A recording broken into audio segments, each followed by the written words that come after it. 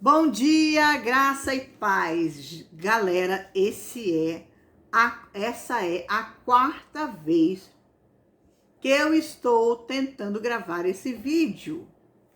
Vamos lá, se você está ouvindo essa gravação e é a quarta, quer dizer que deu certo. Vamos lá. Nós vamos começar um estudo sobre sacerdócio. Por que sacerdócio?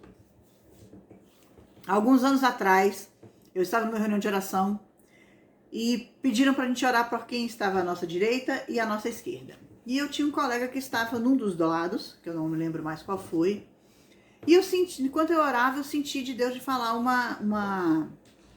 de dar uma palavra para ele. Falei para ele assim: você precisa resgatar, cumprir sua função de sacerdote do seu lar. Ok. Ele falou ok. Amém, obrigado. Anos se passaram, perdi contato com esse colega, voltei a ter contato com ele, e um dia conversávamos sobre as dificuldades que ele tem passado, e eu falei para ele assim: você lembra que eu tinha falado sobre você assumir sua função de sacerdote do lar? Ele falou: eu lembro. Falei: tu fez? Ele falou: não, na verdade eu nem sei o que isso quer dizer. Falei: tá bom. Falei: vou te ajudar. Sabe por quê, irmãos? Muitas vezes a nossa ajuda não vai ser de entregar coisas físicas, mas vai ser de ajudar o seu próximo a levantar no Senhor e na palavra dele. E aí eu falei: vou te ajudar. Nessa época eu já tinha YouTube, falei: vou fazer um vídeo e aí eu vou te passar o vídeo, tá bom? Ele falou: tá bom, beleza, então vamos nós. Aí eu comecei a fazer um estudo sobre sacerdócio. E para minha surpresa, não existe nenhum versículo que fala que o homem tem que ser o sacerdote do lar. Quando eu coloquei lá versículo, a resposta foi assim: não existe versículo que fala sobre o sacerdote do lar. Existem alguns versículos que dão a entender que são isso. Porém, ele foi falando de outras coisas e eu percebi que o sacerdócio é algo muito mais amplo do que apenas ficar sobre o homem.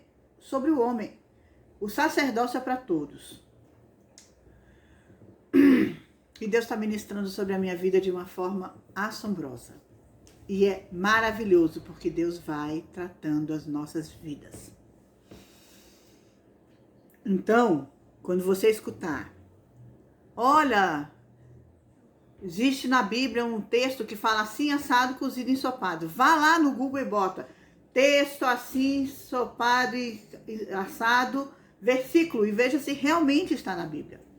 Faça como os bereanos. Isso está na palavra do Senhor, em Atos dos Apóstolos, capítulo 17, versículo 11. E diz assim a palavra do Senhor: os bereanos eram mais nobres do que os tessalonicenses, pois receberam a mensagem com grande interesse, examinando todos os dias as Escrituras para ver se tudo era assim mesmo. Então, não acredite nas palavras que você escuta. Vá buscar na fonte a palavra do Senhor.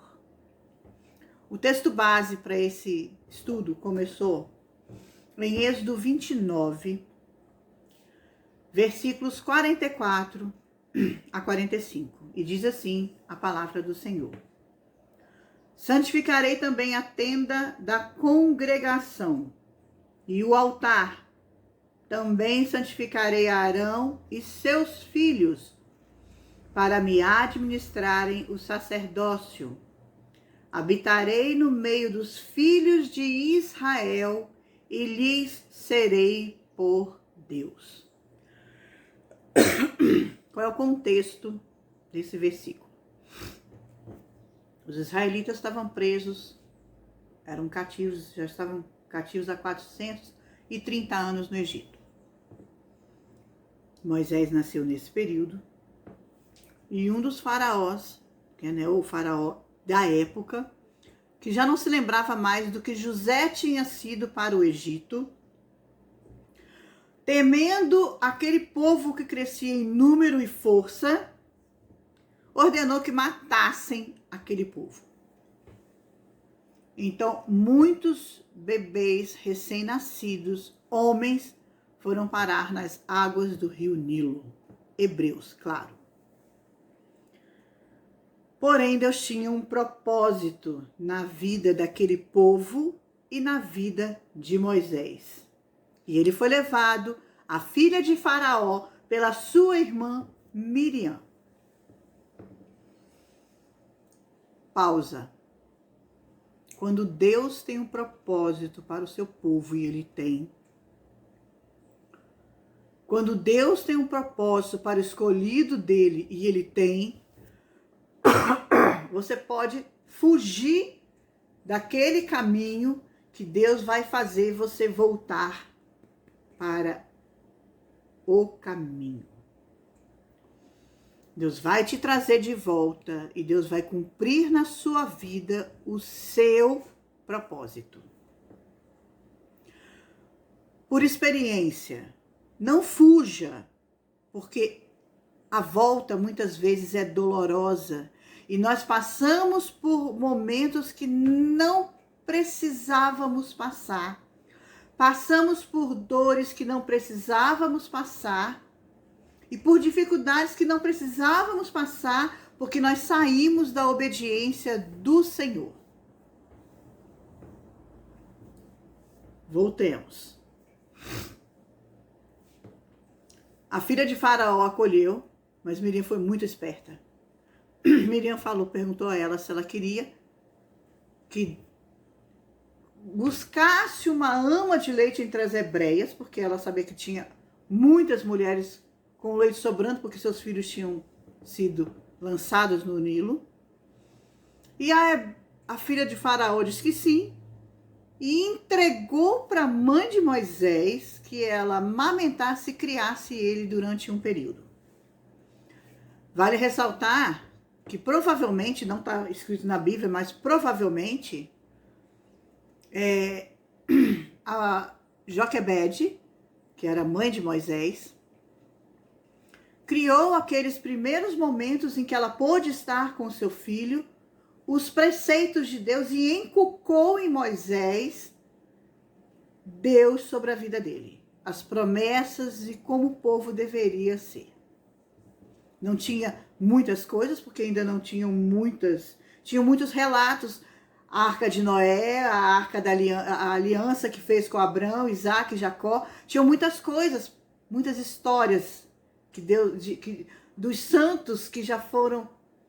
Santos é separado para Deus. Dos santos que foram vivenciando esse momento antes disso. Então, ela inculcou em Moisés o que Deus tinha feito ao seu povo. Inculcou em Moisés as promessas que Deus tinha dado ao seu povo. Moisés volta para a filha de Faraó e lá provavelmente aprendeu sobre como fala? Aprendeu sobre a cultura egípcia e infelizmente ele deve por um tempo ter feito aqueles rituais pagãos. Um dia ele vê um egípcio humilhando, batendo, massacrando um hebreu, alguém que era do seu povo, e ele, na ira dele, mata o egípcio. Faraó quer a cabeça dele, né? Óbvio, como que ele mata um egípcio? E ele foge do Egito. E foi morar em Midian. Deus ouviu o lamento do seu povo, chamou Moisés, capacitou. Moisés teve a ajuda de Arão, que foi o seu porta-voz, e as pragas aconteceram no Egito para que as pessoas pudessem, tanto egípcios quanto hebreus, vissem que Deus é Deus, ele cumpre o que ele fala, e o povo foi liberto. Mas o povo foi perseguido. E aquele povo que perseguiu morreu. Seus opressores foram mortos. Moisés entoou um louvor a Deus pela libertação. Contudo, o povo ainda tinha a mente de escravo, a mente escravizada. E nesse contexto, eles precisavam aprender a confiar em Deus e não na sua própria força. Já diz um versículo que eu não sei onde está, mas eu vou procurar e colocar no próximo vídeo, que fala: maldito o homem que confia no seu braço forte. Maldito o homem que confia no próprio homem e no seu braço forte. Algo assim. Eu vou buscar e no próximo vídeo eu coloco. Moisés subiu então ao Monte Sinai para estar com Deus e falar com ele. Pois Deus sabia que as leis eram necessárias para aquele povo que estava com a mente totalmente escravizada, com a mente naqueles ídolos, com a mente naquela vida que eles estavam tendo há 430 anos. A aliança foi confirmada, diretrizes foram dadas, inclusive estavam sob o cuidado e a proteção do Eterno. E é aqui, nesse contexto, que a gente começa a estudar o sacerdócio. Pois aqui Deus fala para Moisés como deveria ser feita a tenda da consagração e o que deveria constar lá dentro. A expiação dos pecados, como os sacerdotes deveriam se portar e se vestir. Deus instruiu detalhadamente cada item da tenda da consagração, ou tabernáculo, como algumas versões colocam, desde a oferta que deveriam dar para a construção, até a edificação de cada item, a edificação da tenda e de como deveria ser feito cada item, que estaria compondo a tenda da consagração. Além disso, ele prometeu que habitaria no meio deles. Em Êxodo 25, versículo 8, diz assim a palavra do Senhor: e farão um santuário para mim, e habitarei no meio deles. Começaremos estudando cada objeto que compunha o tabernáculo, e depois passaremos para as vestes sacerdotais. Arca da Aliança. Veja aí a Arca da Aliança. A Arca da Aliança foi montada exatamente como Deus mandou. A forma, a largura, a estatura, a profundidade, como os anjos deveriam estar acima. Belíssima, não é? Essa foi a imagem que eu achei mais próxima do que está no livro de Êxodo. Linda, não? Inicialmente foi colocado na arca apenas as tábuas da lei. Porém, mais tarde, ela guardava também o cajado de Arão e o vaso que continha o maná, como está descrito em Hebreus 9, 4. Diz assim a palavra do Senhor: onde se encontrava o altar de ouro para o incenso e a arca da aliança totalmente revestida de ouro. Nessa arca estavam o vaso de ouro contendo o maná, a vara de Arão que floresceu e as tábuas da aliança. Deus é incrível. Cara, Deus é maravilhoso. Ele já sabia o que aconteceria no futuro. Aliás, vamos lá. Ele prevê tanto o que acontecerá no futuro, que ele já diz pra gente, nos direciona, de forma que quando o futuro chegue, nós já estejamos preparados para ele. Veja o exemplo do maná. Em Êxodo 16, versículos 33 e 34, diz o seguinte: disse Moisés: o Senhor ordenou a vocês que recolham um jarro de maná e que o guardem para as futuras gerações, para que vejam o pão que eu lhes dei no deserto, quando os tirei do Egito. Então Moisés disse a Arão: ponha numa vasilha a medida de um jarro de maná e coloque-a diante do Senhor, para que seja conservado para as futuras gerações. Aleluia! Ele já sabia que ele ia pedir para construir a arca e mandou que Moisés guardasse o maná para que servisse de testemunho ocular para as futuras gerações e que eles crescem em seus milagres.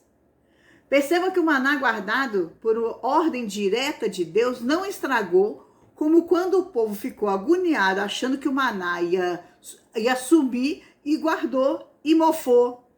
Veja como está escrito em Êxodo 16, versículo 20. Todavia, alguns deles não deram atenção a Moisés e guardaram um pouco até a manhã seguinte. Mas aquilo criou bicho e começou a cheirar mal. Por isso Moisés irou-se contra eles. Gente, aquele povo já tinha visto N milagres. O Mar Vermelho se abriu e fechou. Não é possível, foram 10 pragas, Deus falava, vai acontecer isso. E isso acontecia. Ou seja, só aí, contando rapidamente, foram 11 milagres vividos. Mas ainda assim a mente deles estava no passado. Vamos continuar. Veja que Deus... o que eu falei quando Deus começou a construir a questão da arca foi em Êxodo 25. 9 versículos antes, ou 9 capítulos antes, Deus já tinha mandado. Ou seja, isso são capítulos. Quanto tempo não se passou, né? Agora vamos lá. Qual o significado da arca? Êxodo 25, versículo 22. Ali, sobre a tampa, no meio dos 2 querubins que se encontram sobre a arca da aliança, eu me encontrarei com você e lhe darei todos os meus mandamentos destinados aos israelitas. Isso era Deus falando para Moisés. A arca da aliança significava a presença de Deus no meio do seu povo. Aí eu olho para hoje. O que é a arca da aliança para nós? Deus está presente no nosso meio através do Espírito Santo. Nós temos livre acesso ao Espírito Santo por meio de Jesus Cristo. Porque o Espírito Santo veio por causa de Jesus Cristo. Porque Jesus Cristo veio, fez expiação do pecado, nos lavou e nos redimiu e nos deu total acesso ao Espírito Santo. Ele disse, eu vou, mas deixarei com vocês o Consolador. Não é mais somente para os judeus, mas para todo aquele que aceita Jesus Cristo como Senhor e Salvador da sua vida, crendo em seu coração e declarando com a sua boca. A renovação da aliança para nós foi feita através da vida de Jesus Cristo entregue para a remissão dos nossos pecados. Que Deus abra a nossa mente, nós possamos nos maravilhar com essa palavra linda e saber que hoje nós temos acesso a Cristo, nós temos acesso a Deus Pai, nós temos acesso por causa de Cristo, através do Espírito Santo de Deus. E Ele não nos deixa fora do entendimento. Ele nos mostra hoje o que acontece no futuro. Ele nos mostrou, as Escrituras foram escritas há mais de 2000 anos atrás. E ela já nos mostra o que acontecerá conosco. Precisamos apenas nos preparar e esperar Deus nos capacitar para quando vier o dia mau, nós estarmos firmes em sua palavra. Que Deus nos abençoe e nos dê uma semana abençoada. Que o Espírito Santo de Deus trabalhe em nossas vidas e possamos entender o que Ele quer de nós e o que Ele está falando para nós. Deus nos abençoe.